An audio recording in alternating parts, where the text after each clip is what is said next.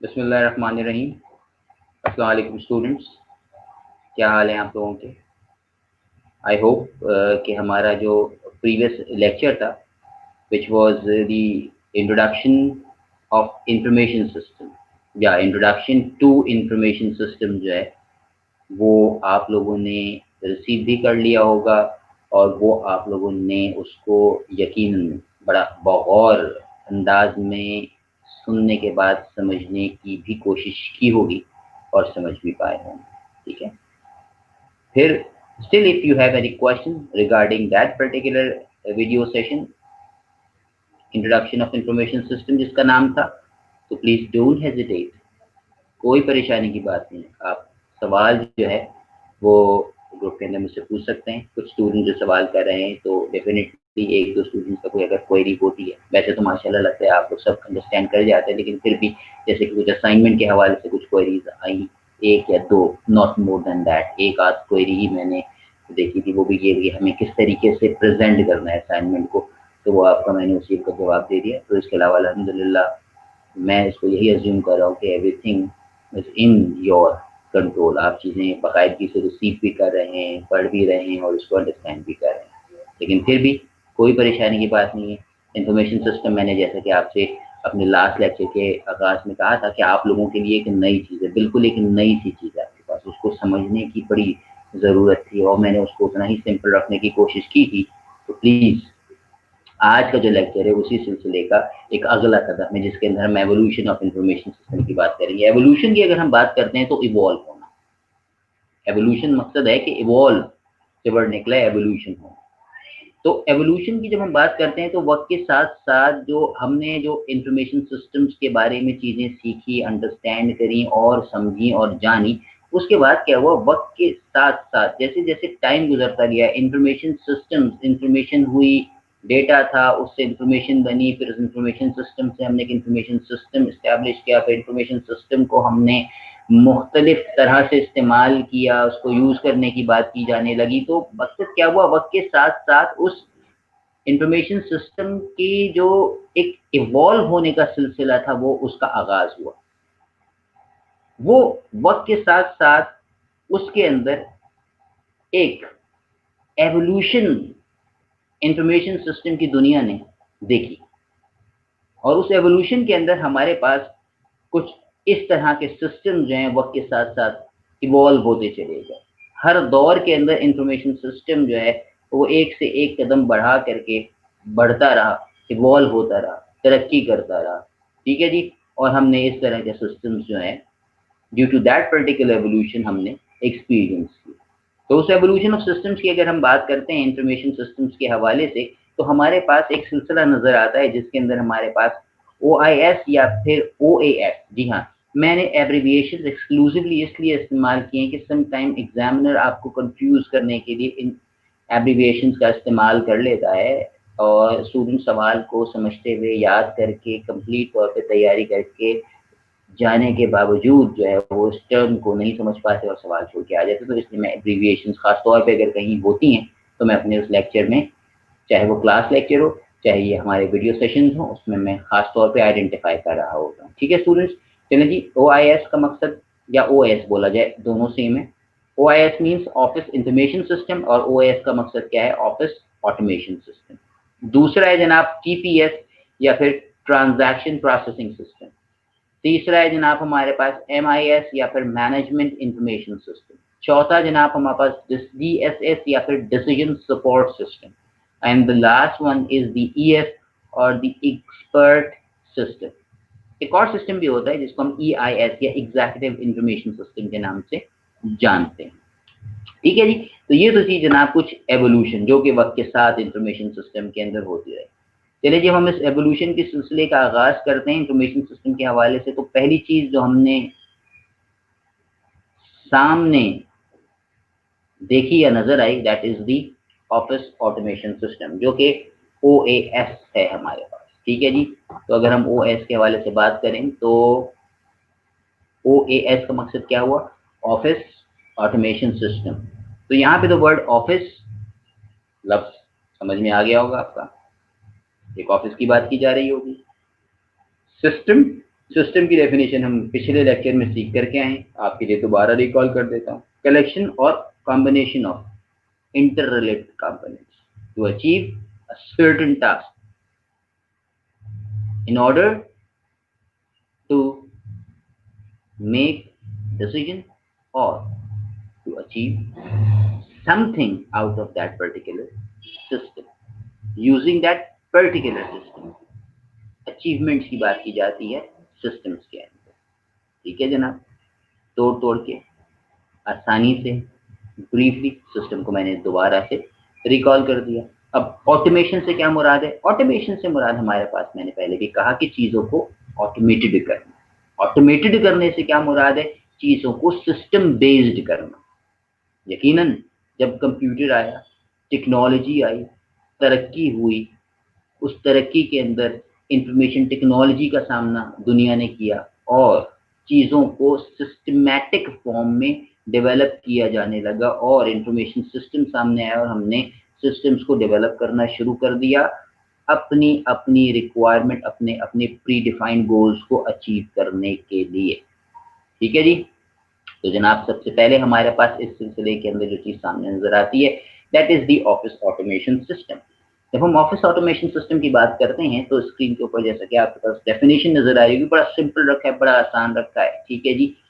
Office automation system refers to the computer machinery and software used to digitally create, collect, store, manipulate and rely office information. Office automation system की जब हम बात करते हैं तो हम एक ऐसे ऑटोमेटेड सिस्टम की तरफ, एक ऐसे ऑटोमेटेड सिस्टम को डेवलप करने की तरफ जा रहे हैं जहां पे हम कंप्यूटर्स को इस्तेमाल करते हुए हम अपने ऑफिस की जो एक्टिविटीज हैं हम उसको डिजिटाइज फॉर्म में लाने की बात करते हैं। जी हाँ, मैंने बड़ा सिंपल वर्ड इस्तेमाल किया, डिजिटाइज फॉर्म के अंदर, यानी कि चीजें अब उस मैनुअल लेवल से हट करके एक सिस्टम का हिस्सा बनने के लिए जा रही हैं और ऑफिस लेवल पे हम इस्तेमाल करके अपनी उन एक्टिविटीज को ऑटोमेशन की तरफ लेकर के जा रहे हैं। हम उस ट्रेडिशनल मोड से निकल के यूजिंग डिफरेंट टूल्स ऑटोमेशन की तरफ अपने कदम को बढ़ा रहे हैं। That means the office automation system. और उसमें वो टूल्स कौन से हो सकते हैं जो कि इस ऑटोमेटेड सिस्टम का पार्ट हो सकते हैं? बड़ा सिंपल सी बात है, MS वर्ड हो गया, MS एक्सेल हो गया, text and image processing systems हो गए, ठीक है जी, पर्सनल डेटाबेसेस हो गए आपके पास, नोट टेकिंग सिस्टम्स हमारे पास हो गए। ये तमाम की तमाम चीजें जो हैं as a tool office automation system का पार्ट या फिर हिस्सा होता है। यानी अगर हमें कोई भी चीज टेक्स्ट लेवल के ऊपर नोट करनी है तो हमारे पास MS वर्ड है। हमारे पास अगर उसकी हमें कोई भी शीट की, स्प्रेडशीट की जरूरत है तो हम वहां पे एक्सेल को एज ए टूल इस्तेमाल कर रहे होंगे। टेक्स्ट और इमेज प्रोसेसिंग के लिए हमारे पास डिफरेंट एप्लीकेशंस अवेलेबल हैं। हम पर्सनल डेटाबेस को मैनेज करने की बात, पर्सनल नॉट दी ऑफिशियल, कि हमारे पास कि एक्टिविटीज को किस तरीके से हमने प्लान करना है। हमारे पास प्लानर्स होते हैं जो हमारी टेबल के ऊपर मौजूद होते हैं कि जिसके अंदर हम अपनी रूटीन टास्क को उन प्लानर्स के अंदर प्लान कर रहे होते हैं, उन बॉक्सेस के अंदर एक्सक्लूसिवली आइडेंटिफाई कर रहे होते हैं ताकि हम स्टेप वाइज अपने टास्क एक दिन के प्रॉपरली अकम्प्लिश कर सकें, अपने उस दिन के टास्क को सक्सेसफुली अचीव कर सकें, कंप्लीट कर सकें। ठीक है जी। तो वो चीजें भी आपके पास ऑफिस ऑटोमेशन सिस्टम का हिस्सा होती हैं कि पर्सनल लेवल के ऊपर डेटाबेस सिस्टम को मैनेज करना या फिर नोट टेकिंग सिस्टम हमारे पास। ठीक है जी ना। Office automation system includes the following roles या फिर activities: exchange of information। Office automation system के अंदर वो जो इंफॉर्मेशन जो कि एक ऑफिस लेवल पे जिसकी जरूरत हो सकती है, जिसको शेयर करने की जरूरत हो सकती है, कि वो तमाम के तमाम एडमिनिस्ट्रेटिव डॉक्यूमेंट्स जो कि ऑफिस में मौजूद होते हैं, किन किन को पहुंचाने हैं, किन किन से रिसीव करने, किस तरह से मैनेज करने हैं, न्यूमेरिकली डेटा को किस तरीके से हैंडल करना है, मीटिंग्स को कैसे प्लान करना है, वर्क एक्टिविटीज को किस तरीके से स्केड्यूल करना है। ठीक है जी। ये तमाम की तमाम रिस्पॉन्सिबिलिटीज उस ऑटोमेटेड सिस्टम का काम होता है जो कि आपके उस ऑफिस इन्वायरमेंट को, उस ऑफिस के सिस्टम को चलाने के लिए जरूरी होता है। हमारे पास अब कोई शख्स नहीं है बल्कि हमारे पास वो एक ऑटोमेटेड सिस्टम है जिसके अंदर आपके पास इंफॉर्मेशन की एक्सचेंज, यानी कि sending end receiving of emails अगर आप देखते हैं तो वहां पे एक्सचेंज ऑफ इंफॉर्मेशन के लेवल के ऊपर हो रही है। आपके पास फॉर्म्स अगर आपके पास एक जगह से दूसरी जगह within the organisation circulate की जा रहे हैं, आपके पास एडमिनिस्ट्रेटिव डॉक्यूमेंट्स जो हैं वो एक जगह से मेमोज वगैरह की शक्ल के अंदर, कोई आपके पास कोई इन्वेंट्रीज के हवाले से कोई चीज आपके पास है, या फिर आपके पास एडमिनिस्ट्रेटिव लेवल पे कोई भी चीज अगर मैनेजमेंट चाहती है तमाम लोगों से शेयर करना, तो वो इसका हिस्सा रहती है। आपके पास न्यूमेरिकल डेटा आपके पास जो है वो ऑफिस ऑटोमेशन सिस्टम के अंदर शेयर किए जा सकते हैं। और अगर आपके पास वो जो मीटिंग्स प्लान की जा रही हैं ऑन एंड ऑफ, या स्कोप ऑफ वर्क जो डिफाइन किया गया है उस दिन के हवाले से, या टास्क को किस तरीके से स्केड्यूल किया गया उस दिन के हवाले से, वीक के हवाले से, तो वो चीज आपके पास ऑफिस ऑटोमेशन सिस्टम की रिस्पॉन्सिबिलिटी बनता है। ठीक है जी। अब अगर हम देखते हैं ऑफिस ऑटोमेशन सिस्टम के अंदर, जैसे मैंने क्या बताया फंक्शंस के हवाले से, कि मेल्स का रिसीव होना, मेल्स का सेंड होना, डेटा को मेंटेन करना, ठीक है जी, एप्लीकेशंस को मैनेज करना, ये सारे के सारे आपके पास important functions of operating systems हो सकते हैं। सबसे बड़ा एडवांटेज अगर हम देखते हैं दूसरे आपके पास फंक्शंस ऑफ ऑपरेटिंग सिस्टम के हवाले से एडवांटेजेस की तरफ अगर नजर डालते हैं, तो advantages of office automation system को अगर हम देखें, तो ये हमारे पास वो एक टायरिंग जो जॉब थी जो कि मैनुअली परफॉर्म की जाती थी, उस टायरिंग जॉब से एक जान छूटती है। एडमिनिस्ट्रेटिव लेवल के जो टास्क होते हैं वो बासानी से टाइम को सेव करते हुए एक्यूरेटली जो है परफॉर्म किए जा सकते हैं। Less chance of committing fraud, obviously बात है जब हर चीज डॉक्यूमेंटेड है तो उसके अंदर फ्रॉड के चांसेस भी बहुत हद तक मिनिमाइज हो जाते हैं। यूनिफॉर्मिटी के अंदर का नाम ये कि जनाब आपके पास एक इक्वल लेवल के ऊपर एक स्टैंडर्डाइज फॉर्म के अंदर जो इंफॉर्मेशन है, जो एक्टिविटीज हैं, जो आपके पास डॉक्यूमेंट्स हैं, जो प्रोसीजर्स हैं, वो यूनिफॉर्मली कंडक्ट भी किए जा सकते हैं और उस लेवल पे आपके पास शेयर और डिस्ट्रीब्यूट भी किए जा सकते हैं। ऑर्गेनाइजेशन में एक स्टैंडर्ड मेंटेन किया जाता है यूनिफॉर्म लेवल के ऊपर। ठीक है जी। इसके अलावा इंफॉर्मेशन को किस तरीके से डिस्ट्रीब्यूट करना है, किसको किस तरीके से पहुंचाना है, किस वक्त किस शख्स को कौन से डॉक्यूमेंट की, किस एम्प्लॉय को किस इंफॉर्मेशन की जरूरत हो सकती है, उसको कितनी इंफॉर्मेशन प्रोवाइड करनी है, that comes under the umbrella of control of information. ठीक है जी। तो ये था जनाब हमारे पास एक ब्रीफ ऑफिस ऑटोमेशन सिस्टम के हवाले से। अब हम चलते हैं जनाब अपने अगले एवोल्यूशन के सिलसिले की तरफ, कि ऑफिस ऑटोमेशन सिस्टम के बाद जनाब हमने एक और चीज को देखा जिसको हम कहते हैं जनाब टीपीएस, या फिर transaction processing system. T for transaction, P for processing and S for system. TPS means transaction processing system. Transaction से हमारी मुराद क्या ली जाती है? ट्रांजैक्शन मीन्स वही हमारे पास वो रूटीन एक्टिविटीज।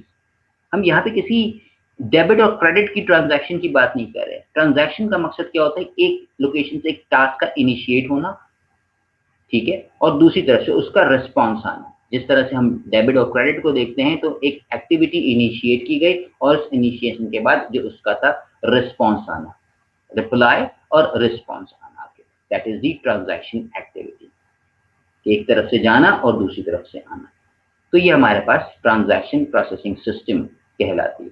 अब यहाँ पे जब ट्रांजैक्शन प्रोसेसिंग सिस्टम की हम बात करते हैं, तो ट्रांजैक्शन प्रोसेसिंग सिस्टम हमारे पास एक इंतहाई अहम रोल किसी भी ऑर्गेनाइजेशन के अंदर सरंजाम देते हुए नजर आ रही है। क्योंकि ऑर्गेनाइजेशन के अगर हम अंदर देखें, किसी भी ऑर्गेनाइजेशन की हम रूटीन एक्टिविटीज को देखें, तो वहां पे डेली बेसिस के ऊपर ट्रांजैक्शन ही तो है जो प्रोसेस हो रही होती हैं, रूटीन टास्क ही तो हैं जो कि प्रोसेस हो रहे होते हैं। और उन ट्रांजैक्शंस का जो आप हिस्सा देखते हैं, या ट्रांजैक्शन प्रोसेसिंग सिस्टम की जब हम बात करते हैं, तो उस ट्रांजैक्शन के अंदर हमारे पास ये 5 चीजें जो हैं उस ट्रांजैक्शन का हिस्सा बनती हुई हमें नजर आती हैं एक ऑटोमेटेड सिस्टम के हवाले से। ठीक है जी। वो क्या है जनाब? 5 stages of transaction processing system. Number 1 is the data entry, कि यहाँ पे हमारे पास सबसे पहले जो डेटा रिसीव किया गया है उसको एंटर करना। अब ये हमारे पास एक पहला स्टेप मुकम्मल हो गया, उस ट्रांजैक्शन के हवाले से हमने पहला काम कर लिया। जब तक डेटा एंटर नहीं होगा उस वक्त तक वो प्रोसेसिंग में नहीं जा सकता। बात समझ में आ गई बात? तो मकसद क्या हुआ कि ये जो 5 स्टेजेस ट्रांजैक्शन प्रोसेसिंग सिस्टम के अंदर है, ये पांचों एक साथ नहीं हो रहे थे, ये आपके पास एक स्टेप वाइज एक्टिविटी है जो कि ट्रांजैक्शन प्रोसेसिंग सिस्टम का हिस्सा होती है। सबसे पहले डेटा जो कलेक्ट किया गया, डेटा जो रिसीव किया गया, कहाँ से, किसी सोर्स से रिसीव किया गया, उसको उस सिस्टम के अंदर एंटर किया जाता है, टीपीएस के अंदर।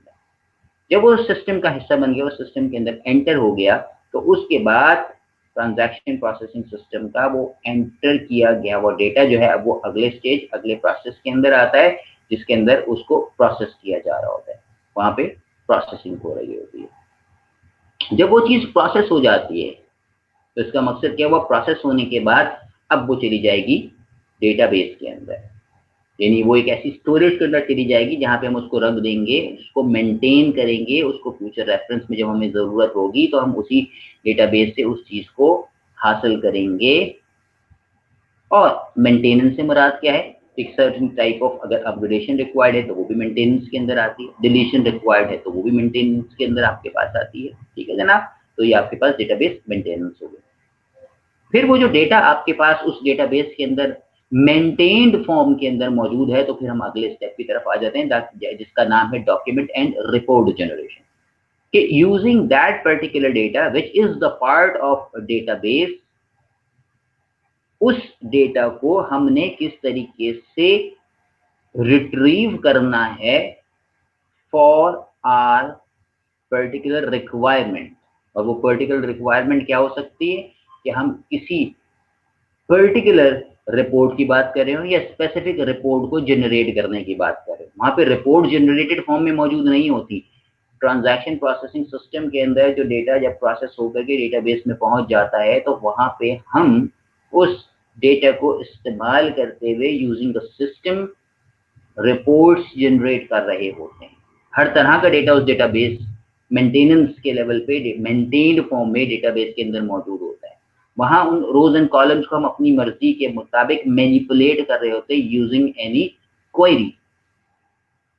क्यूरीज को यूज करते हुए हम अपनी मर्जी का डेटा वहां से डेटाबेस से फेच करते हैं, उठाते हैं और स्क्रीन के ऊपर एक रिपोर्ट जनरेट करते हैं। मिसाल के तौर पर मैं ये कहूँ कि जैसे कि हमने एक स्टूडेंट इंफॉर्मेशन सिस्टम बनाया, और स्टूडेंट इंफॉर्मेशन सिस्टम के अंदर मैं चाहता हूँ कि नाम आपकी क्लास के अंदर जितने भी स्टूडेंट्स हैं उनके ए से जिनके नाम आते हैं वो स्क्रीन के ऊपर डिस्प्ले हो जाए, तो उसकी रिपोर्ट बन के आपके सामने आ जाएगी। इसका मकसद क्या हुआ आपके पास, कि ये जो डेटा था वो एक डेटाबेस में मेंटेन हुआ था, और आपको जो रिपोर्ट रिक्वायर्ड थी कि वो तमाम स्टूडेंट्स जिनका नाम ए से है जनाब, वो स्क्रीन के ऊपर आ जाए, आपने उसका प्रिंट आउट निकाल लिया। वो तमाम स्टूडेंट्स जिनकी जीपी है जनाब वो 3+ है, उनके नाम आ जाए, तो तमाम स्टूडेंट्स वहां पे आ जाएंगे। ठीक है जी। तो कहने का मकसद क्या हुआ कि डॉक्यूमेंट एंड रिपोर्ट जनरेशन से मुराद क्या है, कि वो डेटाबेस के अंदर जो मौजूद डेटा है उसको इस्तेमाल करते हुए अकॉर्डिंगली रिपोर्ट्स जनरेट कर पाते हैं। ठीक है जी। इंक्वायरी प्रोसेसिंग की जब मैंने आपसे बात करी, तो यकीनन इंक्वायरी प्रोसेसिंग इस रिपोर्ट जनरेशन के अंदर अहम रोल प्ले करती है। जो मैंने अभी वर्ड क्वेरी कहा, तो query means what, the inquiry. Inquiry कैसे प्रोसेस होगी, आप एक कमांड लिखेंगे, एक कमांड उस डेटाबेस को देंगे, जो कि डेटाबेस से रिट्रीव करके अकॉर्डिंग टू दैट इंक्वायरी उसको प्रोसेस करके एक रिपोर्ट की शक्ल में आपके सामने लेकर के आया होगा। That is the inquiry processing. ठीक है। चलिए स्टूडेंट्स, हम आगे के चलते हैं, और आगे जो चीज हमारे पास सामने आती है that is the types of transaction processing system. हमारे पास अगर हम बात करते हैं टाइप्स के हवाले से, तो ट्रांजैक्शन प्रोसेसिंग सिस्टम को हम एक्सक्लूसिवली दो पार्ट्स के अंदर, दो टाइप्स के अंदर डिस्ट्रीब्यूट कर सकते हैं। Number one is the batch processing and the other one is the real time processing। ठीक है जी। बैच प्रोसेसिंग से मुराद हमारे पास क्या है, कि हम अगर किसी भी टास्क को प्रोसेस करने की बात कर रहे हैं, तो हम उसको वन बाय वन नहीं भेज रहे प्रोसेस होने के लिए। हम ये कह रहे हैं कि जनाब बहुत सारी जॉब्स को हम एक्यूमुलेट करेंगे, और जब वो बहुत सारी जॉब एक साथ एक्यूमुलेट हो जाएंगी, फिर हम उन एक्यूमुलेटेड जॉब्स को, टास्क को आगे प्रोसेस होने के लिए भेजेंगे। हम हर आने वाली जॉब को प्रोसेस नहीं कर रहे। मिसाल के तौर पे मैं इसकी बड़ी सिंपल सी एग्जांपल देता हूँ। मिसाल ऐसी लीजिएगा कि कराची से एक बस है जिसने मान लीजिए कि हैदराबाद जाना है, तो वो ऐसा नहीं होगा कि एक मुसाफिर आया, वो बस में बैठा और उसको वो कोच या बस जो है वो हैदराबाद छोड़ करके आ गई, ऐसा नहीं हुआ, या लाहौर छोड़ के आ गई। मकसद क्या हुआ कि उसके अंदर नंबर ऑफ सीट्स हैं, एक बैच बनाया जाएगा कि जी कम से कम इतनी सीट्स तो ऑक्यूपाई होनी चाहिए, फिर हम वो लोग जो एक बैच की शक्ल में हमारे पास उन सीट्स पर बैठे हुए होंगे, उस मिनिमम नंबर को तो अचीव कर पाएं कि जो उस बैच की जो एक काउंट हमने मुकर्रर किया, फिर हम उसको आगे प्रोसेस करने की तरफ भेज देंगे। तो that is the batch processing. ठीक है जी, क्लियर होगी बात आपके पास? तो क्या बना इसका मकसद कि बैचेस को प्रोसेस किया जाता है। ट्रांजैक्शन प्रोसेसिंग सिस्टम का वो टाइप जिसके अंदर बैचेस बनाए जाएं और उन बैच को फिर आगे प्रोसेस करने के लिए फॉरवर्ड किया जाए, that is actually called the batch processing. जैसे स्क्रीन के ऊपर लिखा है, batch processing requires separate program for input process and output. ठीक है जनाब, मुख्तलिफ सॉफ्टवेयर को यूज किया जा सकता है, एप्लीकेशन को यूज किया जा सकता है input process and output generate करने के लिए। ठीक है जी, it's again batch processing is a resource saving transaction that stores data for processing at predefined times। अब आप वो जो बैच है, या तो टाइम कंस्ट्रेंट्स के ऊपर काम करोगे जी, 1 घंटे तक जितनी जॉब जमा हो जाएंगी हम उनको प्रोसेस करवा लेंगे। अब पहले मिनट में आने वाली जॉब और आखिरी मिनट में आने जाने वाली जॉब, वो उस बैच का हिस्सा बन गई according to the time specification. एक बैच बन गया, बैच का हिस्सा बना, उसको प्रोसेस करवा लिया। या फिर आपने काउंट बेस्ड बैच प्रोसेसिंग बनवा ली कि जनाब इतने ऑब्जेक्ट्स हो जाएंगे, इतने हेड्स काउंट हो जाएंगे, तो फिर हम उसको प्रोसेस करवा लेंगे, बैच प्रोसेसिंग। ठीक है जी, यहाँ पे इसकी एग्जांपल आपके पास है जनाब, कि जिस तरीके से क्रेडिट कार्ड का मंथली स्टेटमेंट ऑफ कस्टमर होता है कि पूरे महीने आपने जितनी क्रेडिट कार्ड के ऊपर स्पेंडिंग की हुई होती है वो आपके पास एक स्टेटमेंट की शक्ल में कस्टमर को बिल की शक्ल में प्रोवाइड किया जाए। ऐसा नहीं है कि हर ट्रांजैक्शन आपने की तो फिर आपसे बिल जनरेट किया गया, नहीं, पूरे महीने के अंदर 20 दिन 25 दिन जो भी इन्होंने काउंट डे का बनाया हुआ है उसके अंदर जो प्रोसेसिंग आपने की होगी क्रेडिट कार्ड के थ्रू, जो आपने उसकी यूजेज की होगी, उसका एक स्टेटमेंट बनेगा, कस्टमर को फॉरवर्ड किया जाएगा, कस्टमर उसके मुताबिक जो है वो एक्शंस परफॉर्म कर रहा होगा। रियल टाइम प्रोसेसिंग बिल्कुल उलट है जनाब बैच प्रोसेसिंग। रियल टाइम का मकसद जैसा कि नाम से जाहिर है जनाब, रियल टाइम का मकसद क्या हुआ, at that particular period of time. No need to get yourself in a mode of kept waiting, kept yourself in waiting scenario। आपने रुकना नहीं, आपको हॉल्ट नहीं किया जा रहा, आपको पॉज नहीं किया जा रहा। मकसद क्या है कि you are allowed to perform a task, कोई बैचेस नहीं बनानी। सबसे बेहतरीन एग्जांपल ये है कि आपने अगर एटीएम से पैसे ड्रॉ करने, आप जाएंगे किसी भी वक्त without any time constraints, ATM card के अंदर अपना कार्ड इंसर्ट करेंगे मशीन के अंदर, ऑटोमेटिक टेलर मशीन, एटीएम से मुराद हमारी है जनाब। ठीक है, वहां पे आपके पास पिन कोड्स को एंटर किया जाएगा और उसी वक्त वो ट्रांजैक्शन आपके उस मशीन से जाकर के बैंक के सर्वर के पास जाएगी, बैंक के सर्वर उसको स्क्रूटनाइज करेगा, बैलेंस उसको चेक करेगा, चेक करने के बाद आपको अमाउंट फॉरवर्ड करेगा और आपके उस बैलेंस को जो रकम हासिल करने के बाद बचेगा उसको अपडेट करके भी सिस्टम में स्टोर कर देगा। What means this कि जनाब अब हमने जिस अमल की बात की, जिस चीज की बात की, वो क्या था कि यहाँ पे जो ट्रांजैक्शन थी वो रियल टाइम लेवल के ऊपर प्रोसेस हुई, बैचेस नहीं बने, बहुत सारी इनपुट्स का इंतजार नहीं किया गया, बहुत सारी चीजों को वेट नहीं कराया गया, बल्कि क्या हुआ यहाँ पे उस that particular period of time में जो था एक्शंस को परफॉर्म किया गया, ट्रांजैक्शन को प्रोसेस किया गया। तो हमने क्या जाना, हमने क्या सीखा कि वो ट्रांजैक्शन प्रोसेसिंग जो उस पर्टिकुलर पीरियड ऑफ टाइम में रियल टाइम में प्रोसेस की जा रही होती हैं, वो चीजें जो हैं आपके पास रियल टाइम प्रोसेसिंग कहलाती हैं। ठीक है जी, तो ये था हमारे पास ट्रांजैक्शन प्रोसेसिंग के हवाले से। अब हम आते हैं जनाब अपने अगले पॉइंट की तरफ।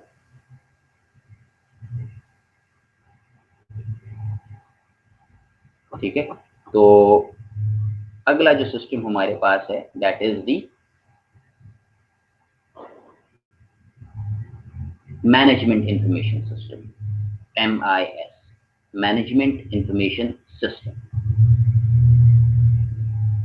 इंफॉर्मेशन को भी हम समझ चुके हैं, हम सिस्टम को भी समझ चुके हैं, और जनाब हम मैनेजमेंट की जब हम बात करते हैं तो जब वर्ड मैनेजमेंट हमारे सामने आता है तो ऑल ऑफ अ सडन हमारे पास planning, controlling, decision making, documenting जो है जनाब, ये चीजें हमारे जहन में आती हैं with reference to the management. तो जनाब मैनेजमेंट इंफॉर्मेशन सिस्टम भी उसी सिस्टम का नाम है जहां पे हम मैनेजमेंट लेवल एक्टिविटीज को हैंडल कर रहे होते हैं। And this system is actually used by the middle managers. Please ये याद रखिएगा, ये सर्टेन टाइम ऑब्जेक्टिव में पूछ लिया जाता है कि MIS किस लेवल ऑफ मैनेजर्स के लिए होता है, ये सपोर्ट कर रहा होता है। ठीक है जी। तो ये जो MIS है, it is commonly used by the middle managers to help ensure the smooth running of the organization in short term or to medium term। Short और मीडियम टर्म एक्टिविटीज की हम बात कर रहे होते हैं MIS के हवाले से, और ये मिडल मैनेजर्स जो हैं इस सिस्टम को यूज कर रहे होते हैं। Not the lower management, not the executive या top management. Middle level managers जो आपके पास होते हैं, they are there to get advantage out of this MIS।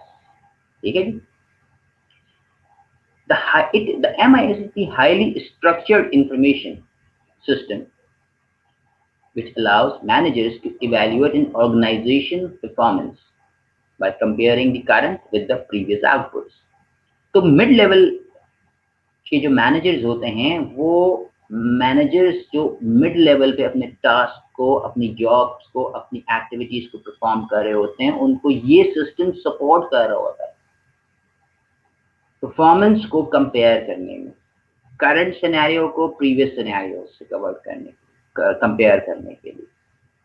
जो उन्होंने माइलस्टोन सेट किए होते हैं, जो उन्हें टाइमली टास्क अचीव करने होते हैं, जो मिड लेवल मैनेजर्स ने अपने अंडर आने वाले जो एम्प्लॉइज हैं, जिनको वो हेड कर रहे हैं, उनको जो टास्क असाइन किए हुए होते हैं, वो उस करंट सिनेरियो में रहते हैं, वो उस करंट अंडरस्टैंडिंग को डेवलप करके, उस करंट पिक्चर को जब हासिल करने की वो बात करते हैं कि जनाब टास्क कितना अकम्प्लिश हो गया at this particular period of time,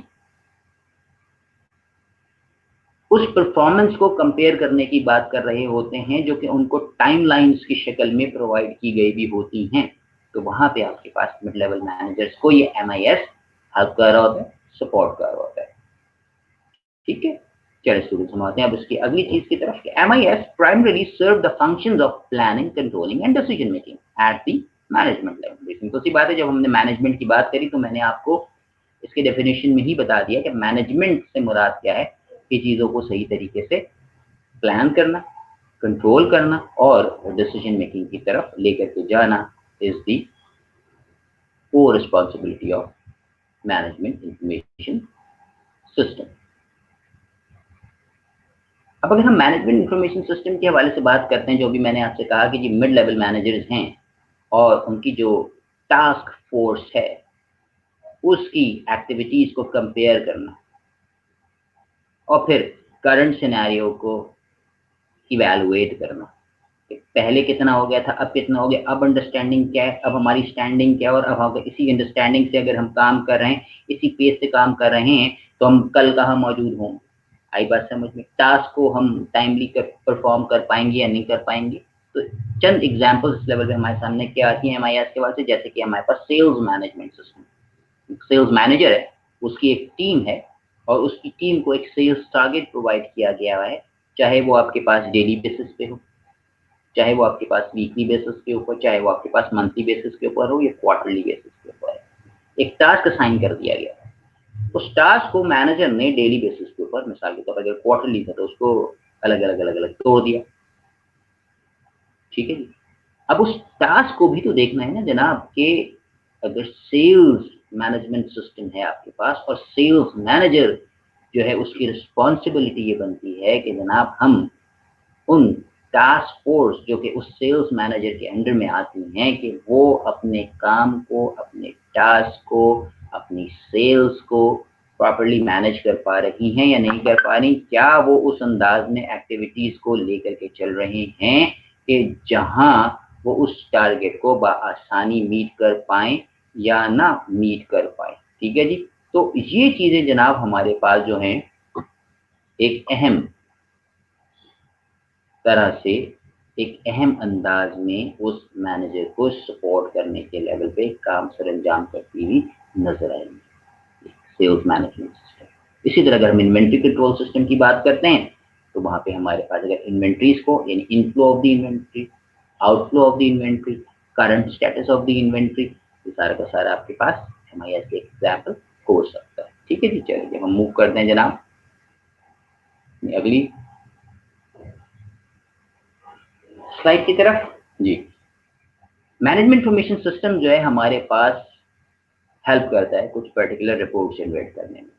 reports like that कि हम यूजिंग दैट पर्टिकुलर सिस्टम एक समराइज रिपोर्ट, एक एक्सेप्शन रिपोर्ट और एक ऑन डिमांड रिपोर्ट जो है वो डेवलप कर सकते हैं। समराइज रिपोर्ट का मकसद क्या हुआ कि हमारे पास एक पर्टिकुलर पीरियड ऑफ टाइम में जो एक्टिविटी परफॉर्म की गई थी, चाहे वो जियोग्राफिकल रीजन के हवाले से हो, चाहे वो किसी पर्टिकुलर कैटेगराइजेशन के हवाले से हो, चाहे वो रूटीन एक्टिविटी के हवाले से हो, जैसे मैंने सेल्स के हवाले से बात करी कि एक दिन की हो, एक हफ्ते की हो, एक महीने की हो या 2 वीक की हो।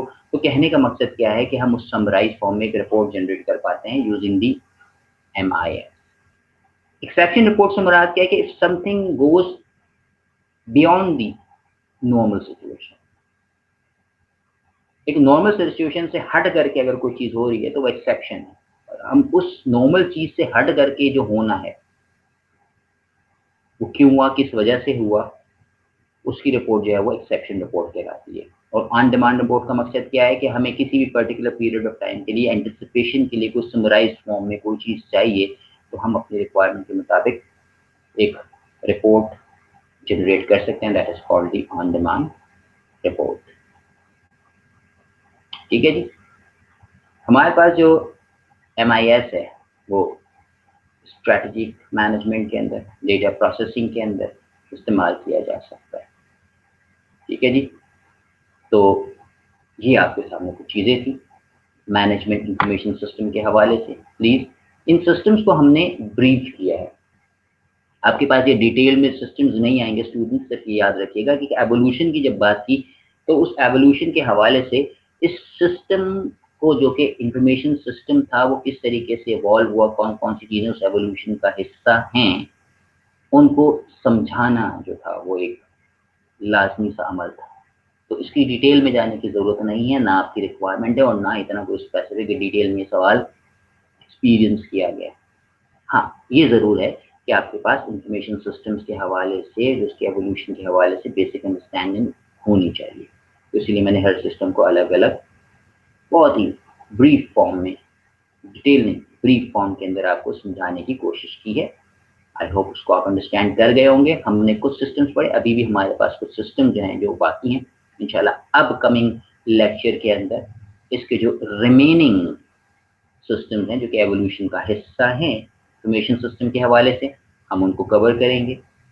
सिस्टम्स को, इंफॉर्मेशन सिस्टम्स को, एवोल्यूशन ऑफ इंफॉर्मेशन सिस्टम को जितना आज आपको पढ़ाया जा चुका है, आज तक जो आपको प्रोवाइड किया जा चुका है, जो लेक्चर वीडियो आपने रिसीव कर लिए, प्लीज़ गो थ्रू कर लीजिएगा। चीज़ को इतना ज़्यादा मैंने बर्डन आउट नहीं किया, मैंने इसलिए इसको थोड़ा सा अपने लेक्चर को ब्रेक कर दिया। बाकी जो सिस्टम्स हमारे पास हैं उसको मैं अगले लेक्चर के अंदर उसको कवर अप करूँगा। इन जो सिस्टम्स जो मैंने आज पढ़ाए हैं, इन सिस्टम्स को प्लीज़ स्टडी कर लीजिएगा, सुन लीजिएगा, कोई सवाल हो तो पूछ लीजिएगा। ठीक है जी। इंशाअल्लाह अज़ीज़ आपसे नेक्स्ट लेक्चर के अंदर, इसी सिलसिले के नेक्स्ट लेक्चर के अंदर आपसे मुलाकात होती है। अपना बहुत ख्याल रखिएगा। ठीक है जी। ठीक है, मुलाकात होती है अगले लेक्चर में। अल्लाह हाफ़िज़।